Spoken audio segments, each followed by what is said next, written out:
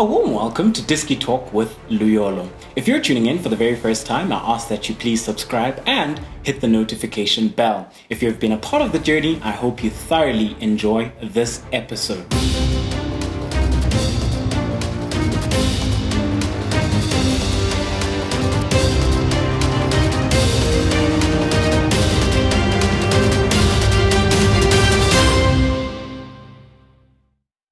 So, on today's episode, we discuss all things Olympics. However, before we get into that, I'd like to introduce my two very special guests. My first guest goes by the name of Koketso. How are you doing? I'm good, and you? All is well. How do you feel being the first Disky Queen on the podcast? I'm always the first in everything, so this is not new. Ooh. Wow. There you go. And the man to the right of me goes by the name of Sizwe. How are you doing, brother? Good, my brother. How are you? All is well. Thank you very much for... Thank you for having me. No, Thank you for having me. definitely glad to have you on. So, guys, let's get straight into it. The Olympics. The first question that I have for you, I'll start with you, Koketso. What do you make of the Olympics from a footballing perspective, being a senior men's tournament? Do you think, being an under-23 tournament rather, with the exception of 3 overage players, do you think that it works in that way, or do you think it would be better if it was a senior men's tournament? I think so. We already have the FIFA World Cup. That's already a senior men's tournament, right? So I think the Olympics are doing quite a good job with the under 23 tournament, and only like a few, maybe 3 players who are over 23, right? Yeah. And it sets the tone for the next 2 World Cups to come. So now countries can actually see what's happening. You know, they can actually. It's like a forecast for the next 2 World Cups to come. So I'm good with that rule. In terms of the whole tournament, I think it's good also because now you get senior teams or senior players rather who play in their own leagues, right? Who also have like international breaks in between, and now they get to play the Olympics. I think it's too much, it's a strain. So rather it be a youth tournament. So I'll swing this question to you then, Sizwe. We did touch on the overage rule where you're allowed to have 3 players overage. What do you make of that rule and how it impacts the Olympics? No, for me personally, I think, just to touch on what she said, basically, I think it's great that it's under 23. I mean, obviously, these boys between the gap here under 20 all the way to the senior team, you need some sort of a huge platform, some sort of a global stage where these guys get a feel of that. Obviously now with the pandemic and everything, the fans are not the same, the atmospheres are quite different, but you get a sense of being that senior player on a big stage. I mean, you guys are Olympians now, you know what I mean? So, but for me personally, for this under 23 situation, and then you have overage players, I mean, honestly speaking, I got in my feet. But I mean, bro, you couldn't break into Bafana. Don't disturb the young boys. Let them play the Olympics, But, I mean, obviously, it's because it's a whole thing. The senior players might help the boys, in terms of stage fright. I say bullshit. You know what I mean? Give these young boys a chance. Because also you want a situation where kids can be kids as a group. You don't want that thing, Uti. Season Luyolo, the senior players, oh shit, here they come. At breakfast, these ones can't have noodles anymore. They want kids must be kids in an environment where they all grow together, because the very same squad that is probably playing the Olympics now might be our next AFCON squad or the next World Cup squad. So you need those guys to grow together like that. You know what I mean? Not a sense of there's a house father who's or these guys watching us. We can't even say certain things in camp. Maybe the boys want to FIFA it out maybe throughout the night if they're not playing the next day, of course. I mean, gents, please rest. But if they're not, if they're chilling the next day and it's about swimming, then others must PlayStation it out until the morning. Not worry about that senior player's gonna tell the coach. You know what I mean? So, I mean, obviously, I'm talking about like the simplest ways of putting it towards guys must grow up together in an environment where they're not judged. But also from the football side of things, I think it's great that it's under 23. It forces these boys to step up. I think also because, I mean, locally, not a lot of these guys are getting the big stage. A lot of them are in NFT. It's not televised sometimes. If it is televised, you have to make sure Mama recorder very quickly. Mama recorder, so that the daughter gets to see himself on TV. So I think. From a footballer's perspective, it's great for them mentally. So my qualm with regards to the rule, I always feel like it's either we're left or we're right. So I don't advocate for the rule. I'll do away with the rule. of having 3 overage players, and I'd keep it strictly under 23. My chats as you well, know, right? I'd keep it strictly under 23. I'm good with the And overage. actually, I like the fact that certain teams who have gone to the Olympics in previous years gone by, some coaches have opted not to go with the senior player, and they go with the under 23s. And like you mentioned, that it gives them the fortitude and the opportunity to experience a world-class stage together, you know. And I think, because if we have to be honest, is that sometimes it can cause a bit of certain friction within the squad, especially because when you're playing the qualifiers, you don't have overage players. Exactly. You understand? Yeah. Now, that's another point. Yes, that's another point I'm putting in. Uguti, I qualify playing with Luyolo at right back. Yeah. He's my boy. You know, we grew up together. It's fun. You know, even when we go out for whatever we do, you know, I'm with him. And then now come the official tournament. Now there's another man at left back. And I'm like, but dog, you didn't help us qualify. And he's starting. And he's starting. He's got some sort of preference. And Imagine. sit down. You didn't make Bafana. Sit down. You know what I mean? I have a young qual with that. You know what I mean? Like, it's very unfortunate. It's similar to, okay, but that's local football. But as an example, like, you find youngsters that promote a team into the PSL or whatever. And then the moment that team's in the PSL, now they're signing 34-year-olds, and I'm like, but that's unfair on the people that actually put you there. Exactly. So the same way like that, some of these boys helped us qualify for these games. Let them go and play. Yeah, let them go and play. They're the ones that deserve to play. I agree with you guys, right? It helps with like development and stuff. But we also have to understand the Olympics as a whole, right? You guys need to understand that the lights there are so bright, right? You are in the same dining hall as Kevin Durant, like all the athletes are there. Yeah. You do need a few senior players just to keep you in check, just for discipline. I'm not saying they should play, but you need someone to be like, no, go to your room. No, go sleep at 9. We have a game tomorrow morning. Don't get carried away. Because guys need to understand that everything is free there. Free food, free stuff. They even got free cell phones. You know what I mean? Like, everything is just so bright. All you have to do is just focus on your craft. But I would get carried away. Okay. If I was in the same room as like your Serena Williams, everyone, I want to talk to them. I want to get to know them. But always remember where you're from. Why you here? Exactly. You know what I mean? Yeah. Like, always remember why you're here. Why you here? We all know kids get excited, guys. Okay. But I think for me, you need that experience to be like, nah, dude. I'm with it. I'm sorry. I'm with it. I get where she's coming from that perspective. Yeah. But I still believe that, it's such a huge stage. It's a global stage.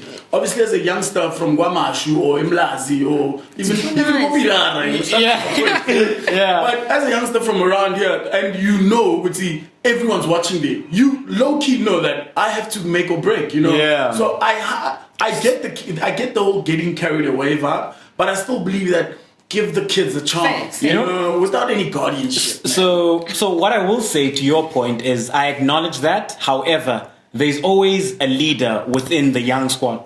Even young guys can lead, so that's their opportunity. Because I'm also glad that from a South African standpoint that they didn't give the armband to Ronwen Williams and that Malepe is still the captain. Yeah. You don't want to take responsibility away from the young guys. However, before we move on to the next segment, viewers at home, please do weigh in on this. Do you guys think that we should have the under-23 rule with regards to the overage players, or strictly under-23s with regards to Olympics? So let's move on to the next segment.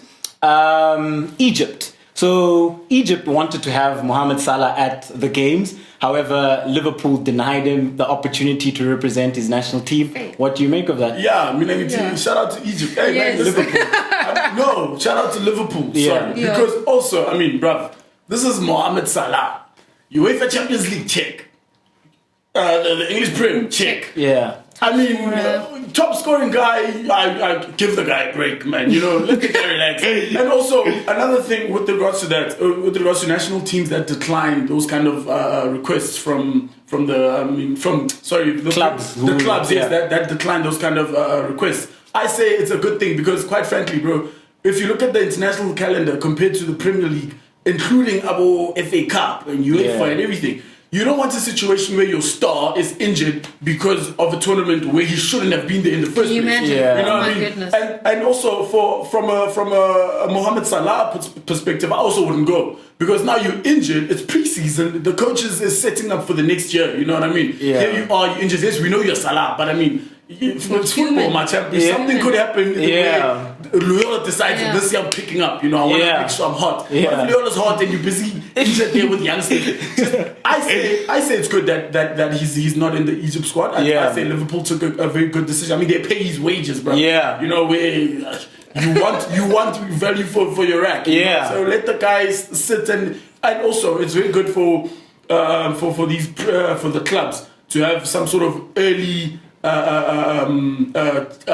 the word I'm looking for? Yeah, what I meant. Preseason. Yes, not the preseason, but that whole early vibe. Yeah, the vibe where the guys are together quite early. Yeah. So that all the jitters come off, you know, and the team starts gelling so that when the season starts, yes, the chemistry as well, that's the word. Yeah. Chemistry. Yeah. Where the team has started early, no one was late, and everyone is just on the same wavelength because they've got a lot to gain or lose, depending on that. So I think it's good, and also it gives Egypt a chance to give another Salah a chance, who might have come through and actually said, put his hand up and said, "This is who I am. This is what I want to do for the national team." Yeah. So from a Liverpool perspective, I totally understand why. Let's look at Liverpool and the past season they had. You know, injury ravaged season. You know, so most of their key players were injured. You know, so I think they were throwing caution to the wind because you don't want to start a season where potentially Van Dijk might not start the season, potentially Gomez might not start the season, Salah goes off and then maybe he's fatigued or he picks up a knock, then he can't start the season, then it's the previous season all over again. Yeah, you so hit the ground running. So I understand why Liverpool haven't. A, B, the Olympics don't fall part and parcel of FIFA. So they don't have to acknowledge that because it's not part of the FIFA calendar because it's the Olympics, a different federation. So I totally understand why. It's just from a player's perspective, on the other side of the coin, why I'd like to have a look at it is like he really wanted to go. And if you have a look at how Egypt performed against Spain the other day, one could say that they did miss Mohammed Salah. However, I'm with you guys on that I'm glad that Liverpool were able to take a stand because some of these clubs can get strong-armed by their star players, you know, and then they feel like we have to let him go. Also, we have to take into consideration that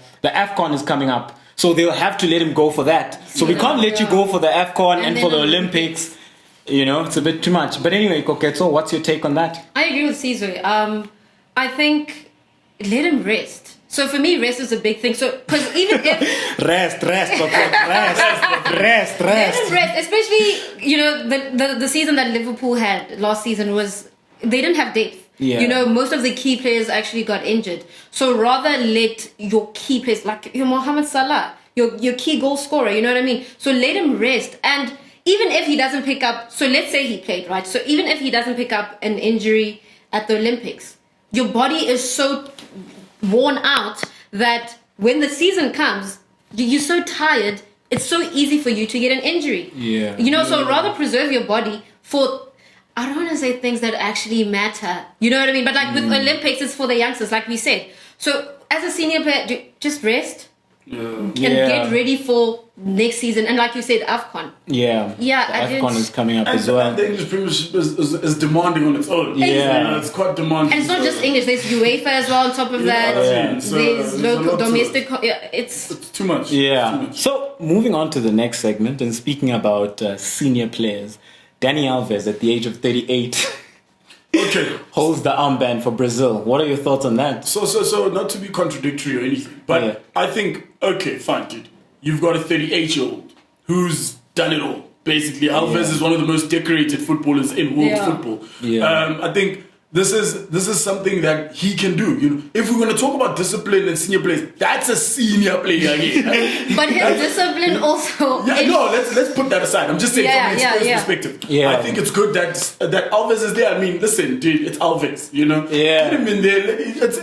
He's in his final year, basically. Yeah. I don't want to say years because it's his final year. You know, let the man lead the boys one more time. You know, I think that one's not too bad. But because also you look at his football currently, it's not as demanding as the other guys that we're doing, like Salah that we just spoke about. So that's Alves. I think for him it's not bad, and also Yeah. it's just some sort of throw him in there. Yeah. So personally, what I love about Alves, I love his personality. And he's very much like those young boys with regards to his persona and with regards to his youthful exuberance as well, And also when I look at how he led them the other day when they managed to smash Germany 4-2, and I was very happy with his performances. He was actually in the team of the week for the Olympics. Yeah. And also looking at how he's able to get a control of that team, and how he doesn't even have to say anything, but by virtue of the fact that his name is Dani Alves, he commands that respect,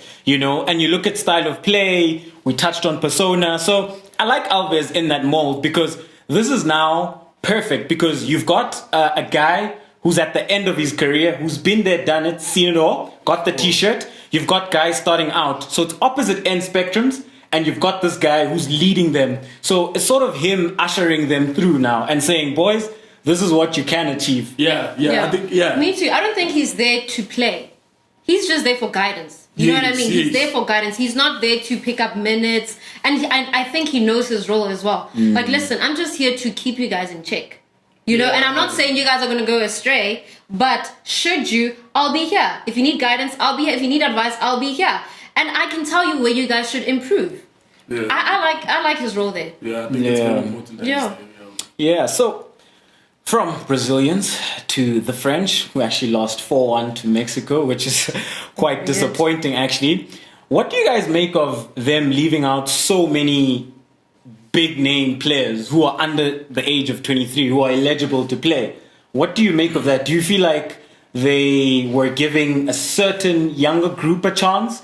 Or do you feel like we felt that we didn't need those big name players? Your players like Dayot Upamecano, Ibrahima Konate, you got Genduzi, Asim Aouar, just to mention a few. Those players also under Mbappe is also very much under 23. You see, those are players who have been left out. I think, personally, I think also it's very important that you understand that as much as we may be age mates, we're on different levels. You understand? Mbappe is on Mbappe level, and the other boys are on their level. And as much as they're all the same age, I think it's very important that those that couldn't touch Mbappe's status as early as he did get also a chance on a big stage. I think it's important that, like I said, we can't contradict ourselves now. We just spoke of rest, Mbappe, PSG, I think Udale won't come again. Udale won't come again.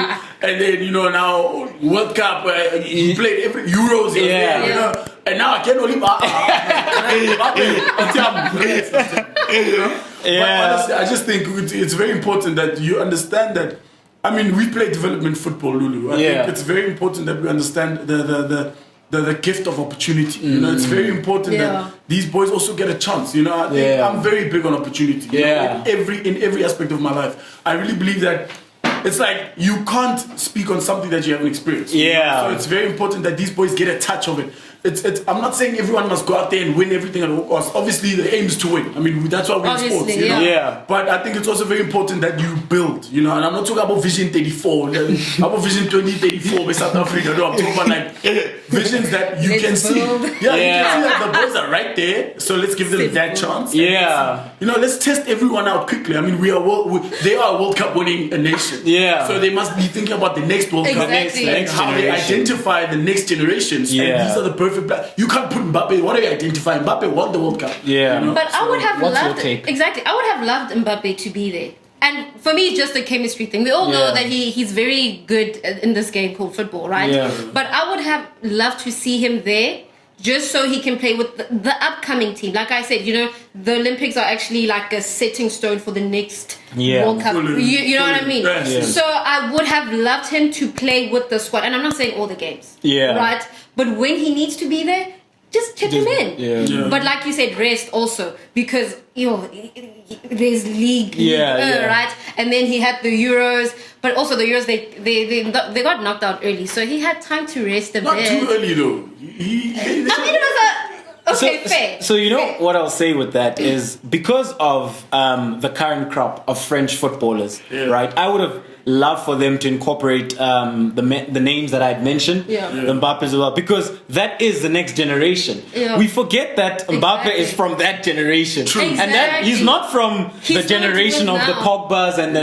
Yes, he is by virtue of the fact that he's very talented, but age-wise, I would have loved for him to play with those guys, and I would have loved for them to actually go out and try win the Olympics. You know, because the last time when Brazil won in 2016, they had Neymar there, and that's because Neymar was from the generation of the Marquinhos and all those guys, and he played with this generation as well.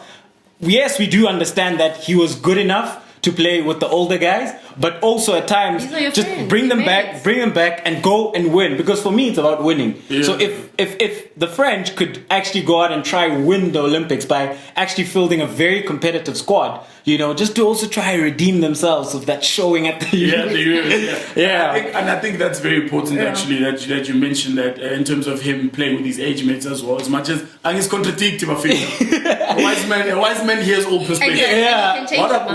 What I'm thinking is, right, in terms of the humility aspect of it, you know, youngsters, big players, big hits. You know, and then now you're gonna play Luyolo, your age mates, you're like, Lulu, pass, dude. You know, Pop would never do that to me. You know? So I think it's, yes, you guys are right in that aspect. Him playing with them at a young age also has, he gets that respect for them, you know, that these are still my teammates, even at a later stage where they now World Cup squads or they are, you know, another Euro squad. So in that aspect, from the humility perspective, I get that. I just felt like, guys, I want to see fresh faces everywhere I go. You know, I'm very much for the fresh faces. Like, who's this guy? Because that's how we discover everyone. You know, Nabon Mbappe was discovered at some point. Like that. You know, I'm all about discovery. Like, what's fresh? What's new? Let's put this in there. Let's try things out. You know? So, viewers at home, please do weigh in on this one as well. This is quite the debatable topic. What do you guys make of players who are world class but underneath the age of 23? Do you think they should be going to the games, or do you feel like they should be preparing with their teams? So, next segment, this one ties it all up, because this is a player who is world class, underneath the age 23. He's played lots of minutes, but he finds himself at the Olympics, and he goes by the name of Pedri. He played at the Euros. He played for Barcelona. If I'm not mistaken, the game against Egypt was his 66th game. I speak under correction. So, take everything. It was his 66th game. He averages a game every 4 days in this past season. What do you guys make of Pedri's talent with regards to how fast his star is rising and his stock? And what do you make of him being a part and parcel of the Olympic squad for the Spanish national team? I think in that aspect for me, the way I see it is that they're obviously seeing a very, very talented young man.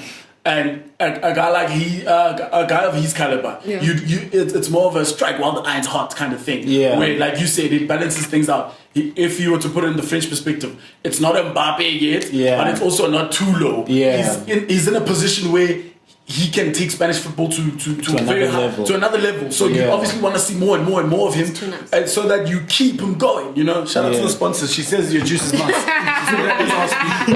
But like I'm saying, you know, he's at a point where you have to strike. And also, Spain doesn't have that smooth sail, smooth transition that we see with other national teams. I mean, you see Germany's coming alive, France is coming alive, you know. But with them, then Abu Shavi, and then it's So I think he's that young bridge there between just that slight hope between the Xavi revolution, because even the way he gelled Nabo Alba as well as Alaba, and Busquets and all those guys, you can see that he's coming cleanly. You know, he's that young boy that's gonna bridge that young gap. You know what I mean? Because you don't want too much of a space between Abo Iniesta and what's happening now. So I think that's why they're trying to play him as much as they can, so that he's able to bring those two sides of the coin together. I agree with him. And considering the fact that just generally, right, Spain is like the Barcelona squad. You know what I mean? And I'm going to speak as a Barca fan. Okay? Oh my God. I would love this guy to rest. And for me, this is for like the upcoming season, right? The World Cup is next year. So let's not forget that. So now he's played the Euros. Right. Okay. Let's forget. It's La Liga. It's the Champions League. It's the Euros. Now Olympics. Now La Liga again. Yeah. Champions League, and now World Cup.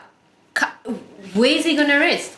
Yes, he is he's quite talented, right? And the Olympics. These are his age mates. We spoke about this with Mbappe as well.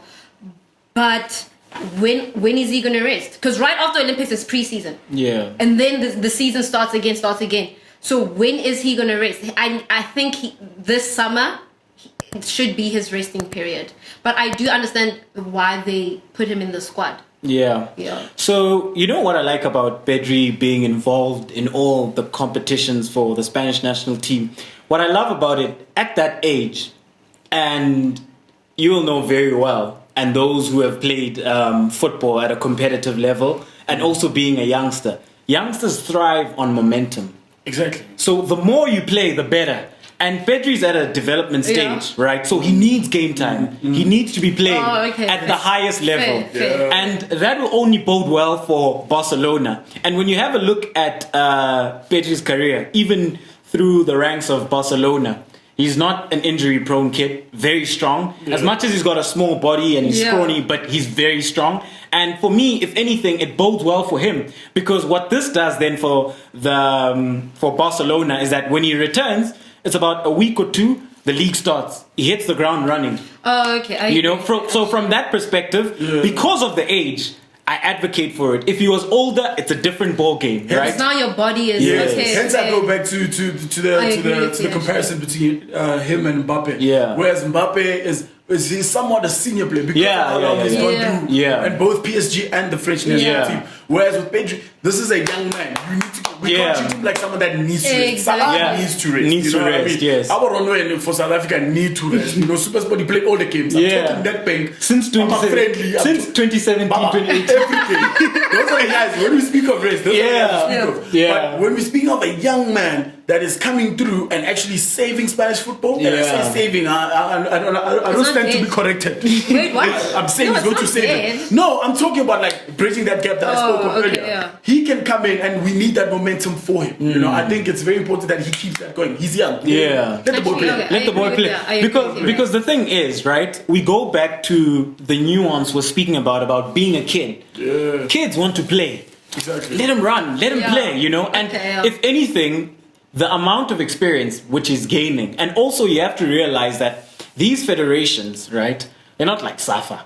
There's an actual vision, you know, going forward. And just throw numbers. Vision 2049. You need to sit down. What the hell are we doing? So with them and the Spanish Federation, and when you look at Pedri, and I think that they want to build Spanish football around him. They want to make him the captain, but the only way we can make this guy the captain, the only way we can make him the pillar of this team is if he's got experience. And that's if him gaining experience by playing Olympics, playing Euros, playing Barcelona, and he doesn't need rest. He needs to play. I agree with you guys. Actually, I'll take my statement back. It makes sense because even like younger players, like you said, right? So the more they play, the more they get comfortable. They get to the system, and you know, Spanish football and the way Barca plays, it's quite similar. If not very, really, you know what I mean? Right, so rather, I take my statement back. That's why we hear. That's why we reason. Makes sense. But anyway, let's move on to the extra time segment, my favorite segment on Disky Talk with Luyolo. In the extra time segment, we're going to have a look at the under 23s South Africa. I'm a cuckoo. So they still call them a cuckoo. I'm a cuckoo. It's not the same anymore. But anyway, what do you guys make of our performance against Japan? That's where we can start. I won't lie, I had high hopes. I had quite high hopes. I think also because of the way obviously the team suffered its own setbacks. I mean, the exclusion of Umbule. You know, that's a boy that played quite well for SuperSport. I think it was gonna help a lot. And also his partner in crime, Tebo Hoshem, he was alone. You know what I mean? So with Tebo Samokwena was alone, and I think the boys are good, you know. I think what's unfortunate about it, and what I've seen is that it's the whole chemistry situation. You know, I think these boys play miles apart. I mean, others are lay, abanye bale, you know. So, but obviously, they had time to prepare. I think the performance itself was not too bad. I mean, let's not, you know, the guys did okay. You know, obviously, first game jitters, you know, big stage, you know. I think there's a lot more to come from them. I really think, and also Japan. I mean, obviously they came in hot. Yeah, and, they made sure we're home here to make sure. Yeah. You know? But I think let's give them a chance. I can't be too harsh on the boys. I can't be too hard on them. I don't. What do you make of it? I feel the same way as you do. So for me, the biggest thing with South African football was players' discipline. I've never been a fan of how players are not disciplined in the craft and like football. Like, can you stay disciplined throughout the whole season? But what I like with these young guys is the fact that they are serious about their football, and they're not out there like socially, like, you know, like, I think they take football very, very seriously.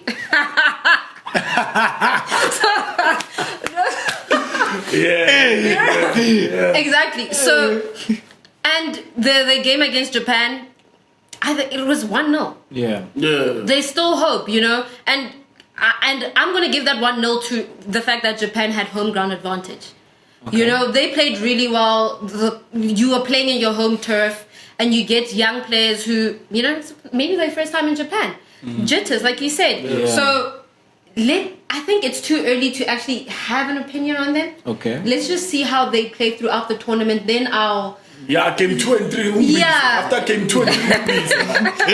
Exactly. Then I'll be like. Then we'll have something to say. Yeah. Let's just be nice. I think, sorry, just one more point. I think for me, another thing that we must also take into consideration, right? You must understand that, and this is something I faulted the junior national teams for quite a lot, even when we were still playing Lulu, is that you find that some players are still playing based on who they are, based on names. Whereas you look at Utebogo Mokoena, very well deserved, I think, throughout since he was promoted to the first team in Supersport, non-stop football. You know what I'm saying? Whereas there are some youngsters who come through because Lentona be blind. Yeah. You know, and then he knows so and so. Yeah, or does he still have a team? I mean, you know, growing up, we'd have guys making the under 17 national team without clubs. Yeah. You ask yourself, wow, coach, you know what I mean? Like, we know he's good, but I mean, what we talk about that momentum that we spoke of. Yeah. You find that most of these Korean boys, like the Madrid boy, the one that was shining. Kubo, Notoane.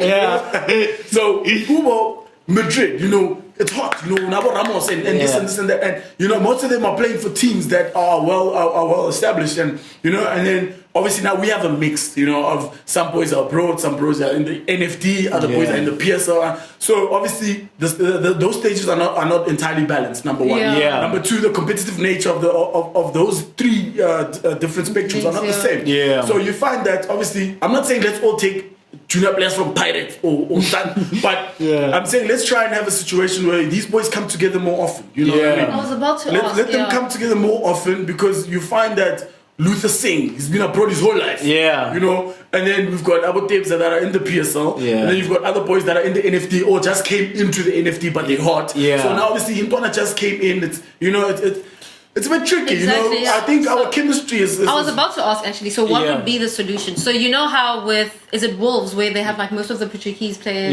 in one team, whereas like with Barca it was like, you know, the Spanish national team was also there as well, and then a few players from like Real Madrid and a few players from the other teams. What would be the solution with like South Africa? So where I have to start from a playing perspective, right? And if we had a clear set philosophy, a well-refined style of play and structure that everybody knows and adheres to, it's a lot better. Like that, because when you get to camp, you already know what's expected of you. When you know the culture of national team football, you already know what's expected of you. Because we all know sitting here the prerequisite of playing for Spanish national team as a midfielder. If I ask you, what is the selection criteria for Bafana? We don't have that. Do you understand? So going back to that then, if we had a well-refined structure and a clear set philosophy which would predicate for a great culture within the national team with regards to selection, then everybody understands that, okay, when I get to national team, this is what's expected of me, right? Yeah. When I get to national team, I know that we play in a certain way. You touched on the fact that this one's from Europe, this one plays NFD, this one plays here. Well, Glad Africa Championship. This one plays DSTV Premiership, so that to be politically correct at home. Yeah. So you know that this one plays here, this one plays there, right? Yeah. How we bridge that gap and how we balance that is if we have now a system of play that everybody is well informed of. Yeah. So if you know that at national team we play 4-4-2, in Spain they play 4-3-3. It doesn't change. Yeah. So if you play for Athletic Bilbao and you get a call up to go play for Spain, you already know that, okay, I play as a right back. So as a right back, what are my responsibilities in a 4-3-3? Yeah. Whereas with us, it changes. All of a sudden, the other day, we played with a back 5, 4 and a 1 up front. Yeah. My question then becomes, how many of those boys in a back 5 play in a back 5? Malepe doesn't play in a back 5.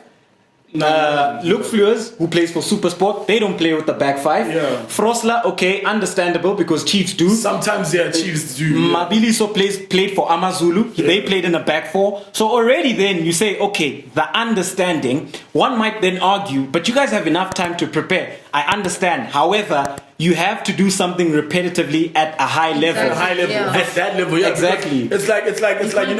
Yeah, it's like studying for math exam or something like that. You can't say, okay, today I want to make sure what X is equals to Y. It must always be a thing. Every day. Yeah, every day. That's what happens. So, and another thing that I don't understand, especially with our national teams, and I'm talking all the way from under 0 to wherever. Yeah. The issue at hand here is that we've got this sudden who's hot now selection criteria, which really messes with us. You know what I mean? I think we should stop basing things on that. I'm all for opportunity, like I said. I'm all for chances and everything. But let's have chances that make sense. Build the structure. Exactly, because you see when we had there was a time we knew if we have Zungu and we have Ukekana at some point, you know, we knew that somewhat we have an idea, you know, of where we're going in terms of the squad. You know, Abosirel with that's the 3. Something. And then we have, you know, that we knew where we were going. Pesita on this side, it's like similar to the time where we actually knocked out Egypt in the AFCON. That squad was a squad where we all knew we know we might know who's starting. But now it's like, hey, who's hot this season? Yeah. Okay. Then they go check that Africa. Okay, who's hot there? Okay, let's take him. Who's hot there? I'm all for opportunity, but also this is a national team. You understand? You can't be gambling. You can't be gambling too much. So I think also the selection criteria of our national teams, and I'm talking from all the age groups, is that we must have a culture, like how Spain had a culture. You know, how German engineering had a culture. You know, how France had a very, very clean culture when they started out. So I think it's very important, like you mentioned, the youngsters that you mentioned, Uguti, these boys come from entirely different playing systems. And then they come in here and then they're like, okay, now what are we going to do? And then somehow, now you coach, now, okay, 4-4-2 this week, 4-3 next week, 4-5-1. You know? And at the end of the day, I've always felt that the systems that we come up with, they don't predicate for consistency at the highest level for the types of players that we have, you know, and I really don't like that. I mean, we all know what our strengths are as South African players. Can we stick to that? The Spanish stick to that. The Brazilians stick to that. They stick to what makes them good, you know. And if you stick to that, and it goes back to the culture that I was mentioning, when you get to the national team camp, you know what's expected of you. It's everybody fitting into this regime that has already been preconceived, as opposed to us making things up as we go. So going to the game against Japan, I have to differ with both of you guys. I think it was bad. I think it was horrible. And I'm gonna first game. Yes, I'm gonna call a spade. And the reason why I say that is because in tournament football, the first game is the most important. The first game, it sets the tone, right? And if you have a look at who we're going to play next, it's France and then it's Mexico. Mexico belted France 4-1. And then France, we touched on France and some of the young players and the quality that they have, you know. So looking at that, it's only going to get harder, basically. It's only going to get harder. And I'm saying that, right, with Japan, a lot of us in South Africa, we only know a couple of players, Yokubo and and Yoshida, who captains them, who played for Southampton. So when I say it was bad, because we respected them too much. You know, and the reason why I say that is whenever set back. Exactly. So we were playing their game. They were just running Exactly. us. Whenever we lost the ball in midfield, we would just revert to a back five. Yeah. You know, whereas I saw that. Yes. When we lose it, it's like okay, press. behind the ball. Behind the ball, everyone. Just behind the ball. We'll see from there. Whereas sometimes people don't realize that in football, to create opportunities, you don't always have to have the ball at a primary level. However, counter pressing, win the ball, goal score. Yeah, that's also yes. You understand? That's also a chance of creating opportunities to score. Yeah. So at times we lose the ball and then we retreat to a back five. The four drop, and then Mahopa would come back. Yeah. Then for me, it was. And I'm like, why is Mahopa so far back? You understand? That boy, I think, guys. I just want to touch on Mahopa quickly. Yeah. I'll tell you, Mahopa. This boy's a star, Let's get that out the way. The young man for Baroka. Yeah. I mean, what a talent. And with Baroka, udlalale. Yeah. It is like Alves, yeah. We told it all shining. Yeah. That's it. Yeah. You know, That's for it. the boy. And you know, for this system, I think it doesn't help him. It's not helping him at all. Yeah. He's not a buoy press kind of striker. Yeah. He's that kind of guy. We had Melan press. Get the ball to the boy, he'll score. Yeah. I mean, but now you're tiring the boy out in the system where he has to now drop. Yeah. And then at some point he's a striker again. And the worst part is that when you look at him in that game, he was isolated for most parts of the game. And then it forced us then to play these long balls to him. He'll hold it up, but there's only so much he can do with holding up. Because then these guys have to then quickly move up the field, and they were struggling with that. Yeah. Secondly, when I look at the lineup, you know, so we started with a 5-4-1. At times it looked like a 3-5-2. At times a 3-4-3. But when you look at the back, Malepe played as the left-sided centre-back. I think he was very solid. He played very well. Luke Fleurs, he played as the libero, the centre-back, which is in between the two centre-backs, the right-sided centre-back, left-sided centre-back. On the right side, as the right-sided centre-back, we had Mukumela, who I also thought had a very good performance, very strong. Yeah. I think our three centre-backs, they stood out because they were doing all the work to ensure that we stay in the game. But my qualm is in the midfield, you know, and having a look at Goodman Musele. So personally, look, good player. He's just got his big break. He's going to Orlando Pirates. However, I personally would have not started him. And I think it showed in the game as well. He struggled. Who would you have started? I personally would have started Thabo Xele and Mokoena as a double pivot. Okay. And I say Thabo Xele because if you look at Thabo Xele, in my opinion... He commands it. In my opinion... What a commanding young man. In my opinion, Thabo Xele was our best player on the day, right? With regards to the fact that he was brave, he always wants the ball, and from deep areas, he's very good at playing. And he fetched it. Exactly. There were points of the game where he'd go past Goodman. Exactly. So then my point is then why do you have Goodman there? Because Goodman is counterproductive to what we're trying to do. Secondly, the only way we were going to get out of our own half is if we had midfielders who could retain the ball and rotate it better. Musele struggled at that. So I'll take a Musele out. And he lost quite a couple of balls. You understand? Unnecessarily so. Exactly. So in the middle, then I would have gone with two options. I then would have started a Thabo Xele with a Mokoena, and then in front of them as a playmaker, I would have gone with Kosipile Ngcobo. And the reason why I would have gone with the three of them in midfield is because they are all very comfortable on the ball. B, they know how to retain the ball. They don't lose the ball cheaply. And that's what we needed against Japan. Because every time it went into midfield, we'd lose it. And that's because Thabo Xele has nobody to combine with. Mokoena at times was too far. So if you bring Mokoena closer, you bring Thabo Xele closer, and you bring Ngcobo closer, you've got a great triangulation system which starts in the midfield. Now we can hold on to the ball a lot better. And if we hold on to the ball, we're able to push Japan. Let's pin them in so that we've got Luther Singh getting in a lot closer to evidence Mahopa. The other option I would have gone with KK, Korisang. And the reason why I would have gone with Korisang because he would have sort of strengthened our right-hand side. That right channel, I felt we lacked. And he's a quick boy. He's a quick player. Very quick. Player. So what I like about KK is that he would have balanced our offense because you would have KK, you'd have Mahopa, and then you have Luther Singh, and then you'd have behind. Oh, do you understand what I'm saying? So with that, then what that would do is that we would able then to get the ball into the final third.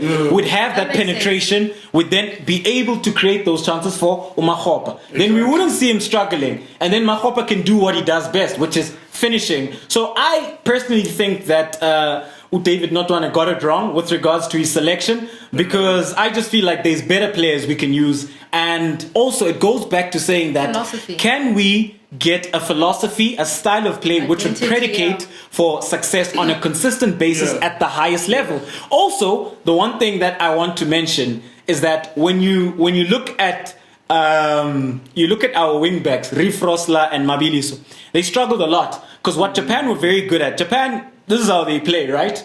They build up through the middle, they overload one side, they look to switch, and when they switch, they attack the opposite channel. That's how Kubo's goal came about. Exactly. So the two wing backs, in my opinion, they were not quick enough to closing down. As soon as that ball goes wide, you need to close down. No crosses, no cutting in, and because what happens is, if Japan didn't cross it, they'd cut in. Whenever they crossed it, then you had to see Teresias Malepe doing amazing things to clear the ball. Yeah, and I think also, just to touch on your point there, if Reef could start, surely Ngobo could start. Because if it was a rest chat, Reef was also part of the Kaizer Chiefs team that played the final. So Ngobo now could have played the final. So, and I think also Ngobo, it goes back to what we were speaking about in terms of Pedri. Young men need to play.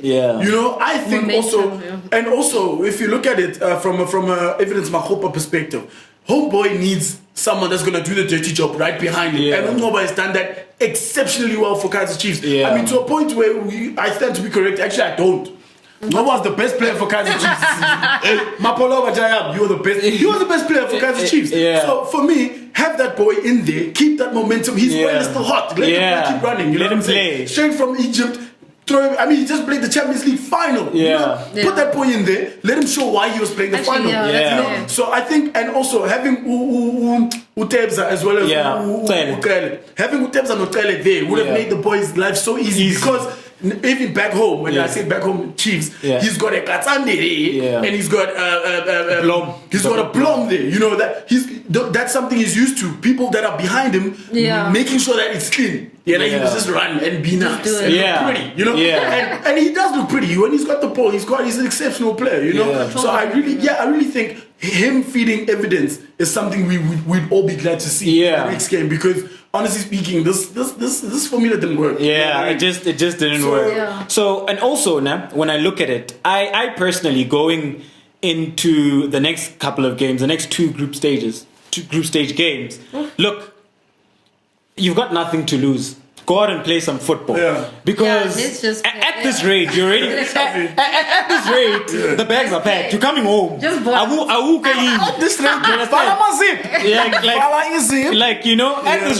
at this rate, you're coming home. So personally, what I would do is, if I was David Notoane, I'd change the system. I'd go to a back four, right? Keep it conservative. Yes, I like Mabiliso on the left, because defensively he's a lot more sound and he's not the best going forward, but have him as a left back, have him tuck in, and then you'll have your three centre backs who played. You'll have Malepe as the left-sided centre back, then you'll have Fleurs as the right-sided centre back. I like Mukumela. Even at right back, because he played quite a lot at Ajax. Well, now Cape Town Spurs. Cape Town Spurs. He played a lot at right back for Ajax. Cape Town Spurs.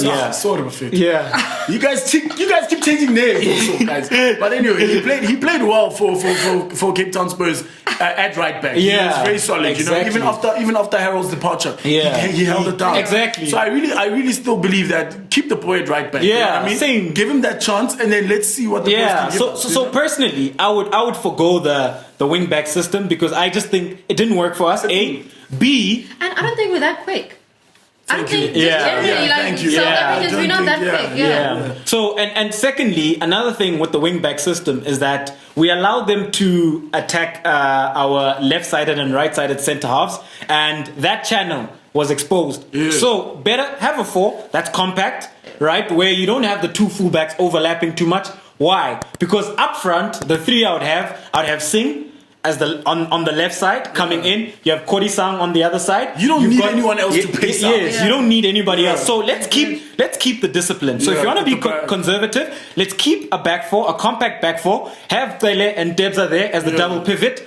Have Ngobo as the playmaker, and then my three up front. You've got KK on the right. You've got Mohopa up front. You got Luther Singh. Let KK deal with his man one-on-one. One-on-one. Let Luther Singh deal with his man. These are good players. And they can. These are great 1v1. And let Ngobo, Machine, Lycent, let him create. Do you understand? I think the best thing about Ngobo is that he can suck in the two centre backs to a point where Mahopa will always just be one man. Yeah, because that boy, you need about 3 men to stop that. Yeah, Ngobo is a quality player. I think it'll be great to have him there just to shake things up. Make sure that he brings that flair that we all know him to have. I honestly think he's a great player. Yeah. So guys, by the time this comes out, we could have played against Mexico. However, my man Bongani, I trust he will do the things. Maybe it'll come out before. But anyway, I want us to preview and have a look at those two games. What do you guys think going into those two games from this performance? Do you guys think that we can pick up points and get out of this group, or do you think it's curtains? Here's what I think from a Mzansi boy perspective. I'm being hopeful, man. Coach, please. Yeah. Here's what I'm thinking, right? Yeah. There are two ways this can go, and I'm going to speak on both games, both upcoming games. Yeah. In terms of Mexico, right? They just smashed France. France is known to be a powerhouse. Yeah. We could play on their arrogance right now. Yeah. We could actually, because they beat France, they think, Africa, Yeah. Whereas we could come out guns blazing. We've got nothing to lose, pure underdog situation. Just play. Where we just play and just try our best to actually hit them on the arrogance. Yeah. And then in terms of France, obviously I hope Japan murders them, because if Japan can do that to France, they'll be killing a wounded dog already. Because already in their minds, I've let down Mbappe, I've let down Pogba, so they're quite low. You know what I mean? So we could hit on that. So I think if we can work on the Mexican arrogance for now, and I mean it like not that they're arrogant. I'm just for the lack of a better term. If we can work on if we can pounce on the Mexican arrogance, as well as make sure we vulture over France's low self-esteem right now, we could have a chance. But football-wise, come on. I think it's all mental now. Yeah. We have to psychological. I think it's curtains, and I think I think it's done. So guys, let's just play. I think it's done. I honestly think it's done. So the next two games should just be. Okay, now let's just create a system that's going to help us going forward. But that's the problem. But that's the problem that we always have with us. It's always about the forward, guys. Listen, guys. Listen. The time is right now. When Thomas Tuchel, yes, I digress a bit. I'll come back. Thomas Tuchel got to Chelsea. He said, the time to win trophies is right now. Not in 5 seasons, 3 seasons. Fair. I'm not building, I'm using what I have now, right? Cool. Let's shift it to the landscape of our under 23, right? The time is right now. You're at the Olympics now. Can you make the most of what you have?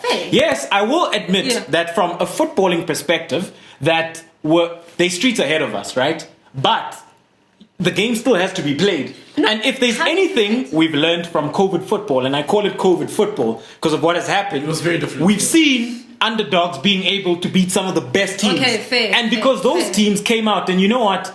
We didn't play on the back foot, we played on the front foot. Don't respect them. They're human just like you are, And if we can get, like I say, it goes back to the system, it goes back to the structure, the philosophy and the foundation. The players. Exactly. I think we've got quality players. Exactly. We've got players who can play. Can go. Do you understand? If you allow them to just play, so coach, Mr. Notoane, please, if you can let these guys just play, and I say let them play because if you check what happened against Japan in the last 10 minutes, we started coming alive. All of a sudden, Kodisang is beating players. Tele now is getting into the mix. It's like, where was this for the past 80 minutes? I think touching back on our structure as a whole now, with regards to the Tele Musella debate, I think Musella should be the guy that we bring on to solidify. Yeah. You know, to kill the game. He's a solid player, that one. To break down play, to ensure that we win those fouls, just to make sure that he breaks down the opposition player. Because I think having a Tele that is strong and creative, a Mokoena that is strong and creative, it helps us. We have that confidence to say, okay, we are covered. The back four is covered. You know, then that way Musella can come in and just say, yes, in Majesty.